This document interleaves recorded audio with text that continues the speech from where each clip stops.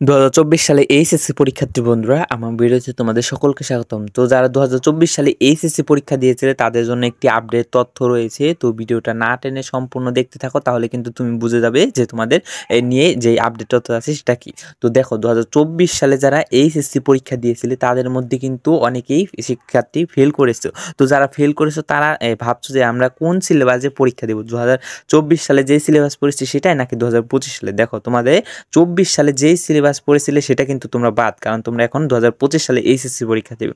তো সেখানে তোমাদের 2025 সালে এইচএসসি পরীক্ষার যেই সিলেবাস আছে সেই সিলেবাসে পরীক্ষা দিতে হবে। তো তোমাদের এখানে কিন্তু একটা প্লাস পয়েন্ট রয়েছে, 2024 এবং 25 সালের সিলেবাস কিন্তু প্রায় সেমই, শুধু বাংলা, ইংরেজি এবং তথ্যে এবার কিছু সংযোজন বিয়োজন করা হয়েছে। তো সেগুলো কিছু ব্যতিক্রম ঘটেছে, কিন্তু এমনিতে কিন্তু সব একই। তো তোমরা 2025 সালে যে সিলেবাস আছে সেটা পড়লেই হবে, 2024 সালে কোনো সিলেবাস পড়তে হবে না। তোমরা 25 সালেরটার দিকে ফোকাস রাখো এবং তোমাদের সামনে টেস্ট পরীক্ষা, সেটার জন্য প্রস্তুতি নিতে থাকো। তো আজকের মতো এখান থেকে বিদায় নিচ্ছি এবং ভিডিওটি সম্পূর্ণ দেখার জন্য অসংখ্য ধন্যবাদ।